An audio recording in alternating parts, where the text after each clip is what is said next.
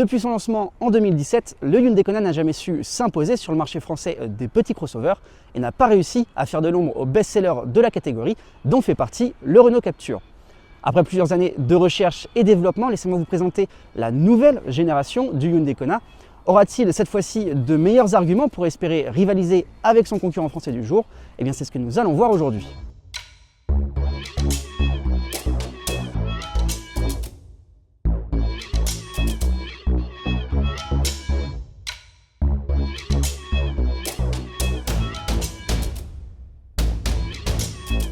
Mais avant toute chose, laissez-moi vous dire bonjour à tous et bonjour Pierre. Salut Benjamin.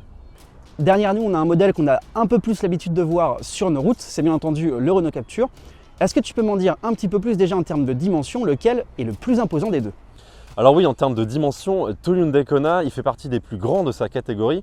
Il fait 4,35 m de long, c'est 12 cm de plus que le Renault Captur. Et sinon, en termes de design, le SUV compact de chez Renault, il accuse déjà le poids des années. Il est sorti en 2019, il n'a pas encore bénéficié d'un premier restylage, contrairement à sa petite sœur, la Renault Clio, qui a le nouveau logo en aluminium brossé. Ici, on a encore l'ancien logo en version chrome brillant. On n'a pas non plus la nouvelle signature lumineuse avec le demi-losange à LED. Donc voilà, globalement, on a un design qui commence à être un petit peu daté. Bon, et sinon, côté look, je vois que tu nous as ramené un gros vaisseau spatial là. Alors oui, c'est vrai qu'au premier abord, on a l'impression d'être en face d'un véhicule de 2032. Mais rassure-toi, je ne viens pas du futur pour conquérir la Terre avec ce nouveau Hyundai Kona. Cette impression de vaisseau spatial, comme tu dis, eh bien, elle vient surtout de la longue et fine bande lumineuse qui vient relier les deux projecteurs. On a aussi très peu d'ouverture sur cette face avant. C'est tout simplement parce que le véhicule a d'abord été pensé comme une voiture électrique. On a quand même cette petite partie ici qui vient s'ouvrir en plus en fonction de l'utilisation du moteur thermique. Et sinon, on a un style plutôt aérodynamique avec des lignes tirées vers l'extérieur et une forme des feux assez originale. De profil, on retrouve toujours ces lignes très franches avec aussi un galbe des roues assez imposant et particulier. Et enfin, à l'arrière, on reprend les mêmes codes que sur la face avant avec donc toujours cette bande lumineuse et la même forme des feux. On a aussi un imposant bouclier et un spoiler arrière. Et enfin, pour finir, Hyundai est venu jouer avec la profondeur sur la face arrière de ce véhicule, tout simplement avec la ligne qui vient découper la malle de coffre. Bon, maintenant qu'on a fait le tour de ces deux véhicules, je te propose qu'on monte à l'intérieur et on va commencer par le Captur. C'est parti.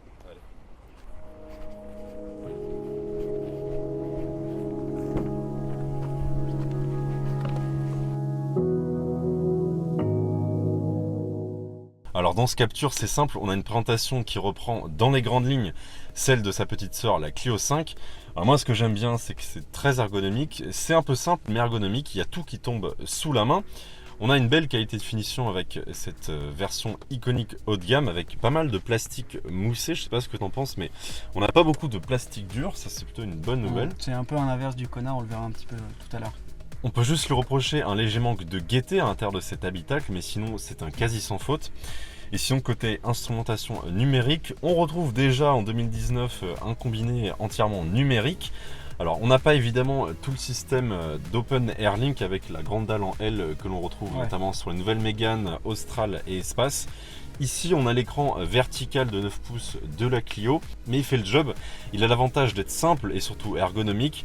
On s'y retrouve facilement dans les menus et ça c'est aussi une excellente nouvelle. Sinon en termes d'équipement et de connectivité, qu'est-ce que tu as un petit peu à l'intérieur de ce Captur? Et bien sur cette version haut de gamme iconique, on a quand même Apple CarPlay, Android Auto, une caméra 360 et même une conduite autonome de niveau 2, mais qui demande 800 €. Toi tu l'as 2 séries sur ton Kona. Un autre grand avantage de ce Captur, c'est bien évidemment au niveau des rangements. Ils sont très nombreux, on a sous l'écran de la console centrale. Sous la console flottante, on peut par exemple y loger son smartphone. On a aussi de grands espaces dans les bacs de porte. Et enfin, je ne sais pas ce que tu en penses, mais cette boîte à gants, elle est tout simplement immense. On peut y loger à peu près tout ce qu'on veut. Il y a quasiment la place d'y mettre une tablette ou un petit ordinateur, quoi. Ouais, absolument. Et du coup, à l'arrière, ça donne quoi par contre? Derrière, c'est assez moyen pour sa catégorie. Heureusement, ce Captur il tire son épingle du jeu grâce à sa banquette coulissante sur 16 cm. Donc on pourra jouer à sa guise soit sur le volume de chargement, soit sur l'espace à bord pour les passagers arrière. Et du coup, le volume du coffre? Alors justement ici, c'est encore moins bon par rapport à ton Kona.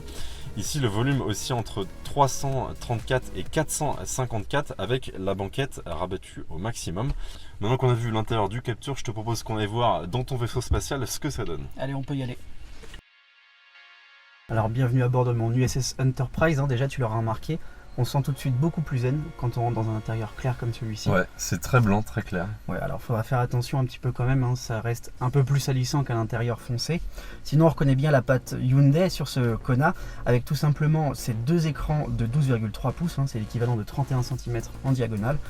Celui qui est situé en position centrale est tactile et celui à gauche sert tout simplement de compteur numérique. Grâce à ces deux écrans, vous aurez tout simplement toutes les informations utiles au conducteur. Mais Hyundai a quand même gardé quelques boutons physiques pour se repérer un petit peu dans les menus et pour gérer notamment la climatisation. Les sièges et la banquette arrière sont chauffants, ils sont même ventilés électriques à l'avant sur ce troisième niveau de finition, la finition exécutive.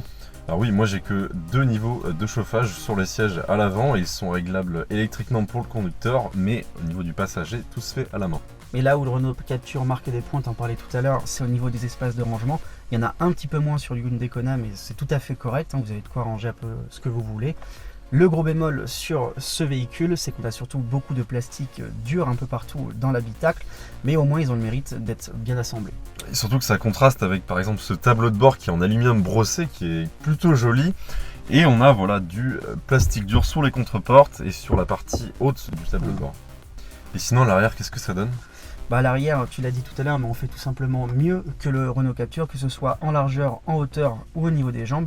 Mais on va pas se mentir, c'est aussi dû à l'empattement et aux dimensions plus longues de ce Hyundai Kona. C'est tout simplement des meilleurs dans sa catégorie. Et au niveau du coffre ? Au niveau du coffre, c'est pareil, on fait aussi mieux que le Renault Captur avec un volume de 495 litres. Bon, maintenant qu'on a vu l'intérieur de nos deux modèles, je te propose qu'on aille sur la route pour les départager. C'est parti.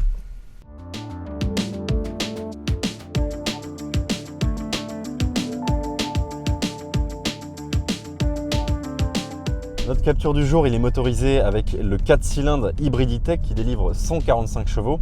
Donc on a bien un bloc thermique qui est associé à un petit moteur électrique et un alternant démarreur. Donc c'est pour assurer quelques courtes sessions en électrique dans un silence remarquable, mais aussi pour faire baisser le niveau des consommations. Alors sur la route, ce Captur, il se révèle très doux à l'usage, avec donc beaucoup de sessions dans un silence et dans un confort remarquable grâce à l'électrique. Et quand on sollicite plus la pédale de droite, évidemment, on a toute la puissance nécessaire, c'est largement suffisant.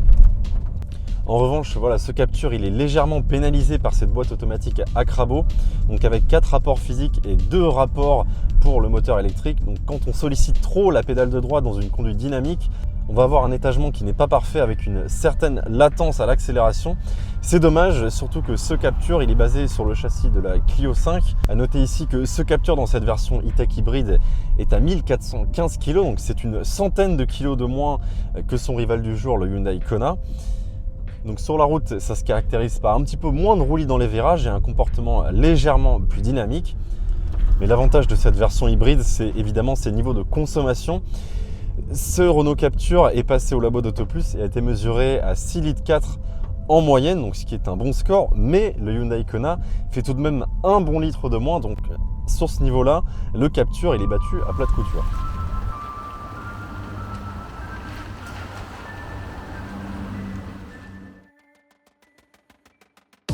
Eh bien, au volant du Kona, on a le droit à tout un ensemble d'aides à la conduite, et notamment une conduite autonome de niveau 2 de série, avec tous les capteurs, caméras et rendu 3D qui s'affichent à l'écran.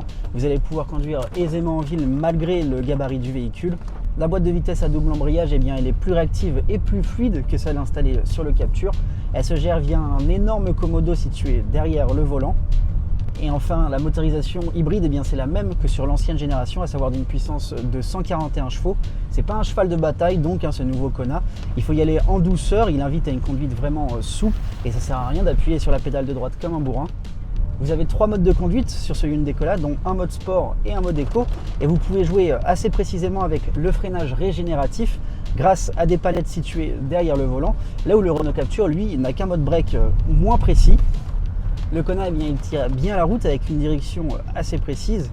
Néanmoins, il est un petit peu pâteau dans les virages, mais ça c'est aussi dû à son poids de 1 tonne 500. Et globalement, les sensations de conduite, elles sont un peu moins bien que celles sur le Renault Captur. Les suspensions, elles sont aussi assez fermes. On va plutôt assez bien ressentir les aspérités de la route malgré la position haute du conducteur, mais c'est aussi dû à ses jantes de 18 pouces. Et enfin au niveau des consommations, comme l'a dit Pierre tout à l'heure, c'est là où le Hyundai Kona il tire un réel avantage par rapport à son concurrent, puisqu'il a été mesuré au labo d'Auto Plus à une moyenne de 5,4 litres au 100 km. Bon, vous l'aurez vu, la pluie s'est invitée à notre essai, mais c'est pas grave parce qu'il va être temps de conclure. Je vais tout de suite retrouver Pierre avec son Captur.